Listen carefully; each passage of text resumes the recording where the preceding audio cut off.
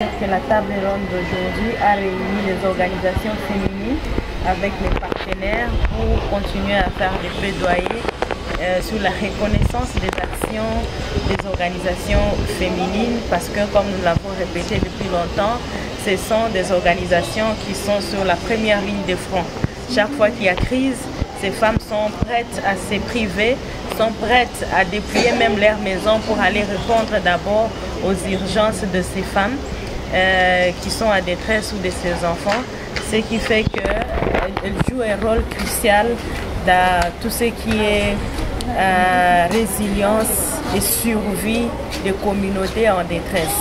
C'est dans ce sens que l'Union des femmes humanitaires, dont APEC fait partie, coordonnée par AVSD avec Madame Emmanuela, ont organisé ces assises à l'hôtel Cap Kivu pour qu'on puisse partager les actions, pour qu'on puisse partager les efforts et les réalisations des organisations féminines, mais aussi pour qu'on puisse reconnaître les efforts que les bailleurs de fonds et toutes ces organisations sont en train de fournir pour mettre en avant ces actions faites par les femmes au niveau de la province du Nord Kivu.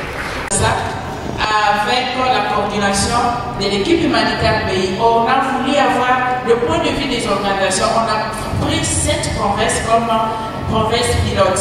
On a pris les Nord Kivu, les Sud Kivu, les Maniema, les Kinshasa, on a pris l'Ituri, on a pris les Tanganyika. Donc ça, c'était juste pour montrer la place des organisations féminines dans la coordination humanitaire. Et donc, à travers ces assises, les organisations ont montré que c'est très important de fédérer les efforts pour la bonne participation. Premièrement, c'est que les organisations féminines et les organisations dirigées par les femmes restent en première ligne de front dans la réponse humanitaire. Et elles vont plus loin parce qu'elles sont vraiment dans le nexus, elles travaillent un peu pour le développement, les questions de paix.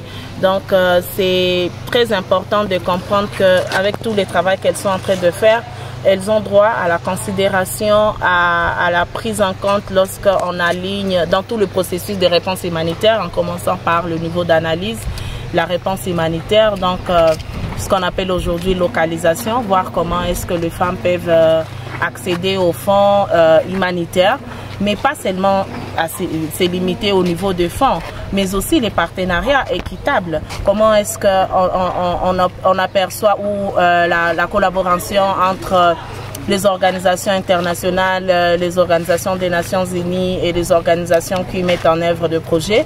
Il y a des normes que nous avons observées qui sont des normes rétrogrades dans le partenariat et ça fragilise la qualité de la réponse ou même des résultats attendus de projets.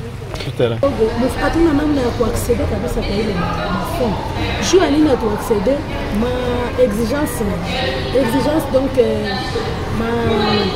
masharti kwa mingi sana. Masharti zinakuwa mingi na kuacha masharti kunakuwa tena ile madocuments zinakuwa za mwanglais sana, unaweza kuzigeuza mfrancais na kwetu tunaona haiko tu kusitia ile ni namna kubloquer tu maorganisation zimoya sawa vile ya mama yenyewe capacitation yetu ingali chini tusiweze kuacceder.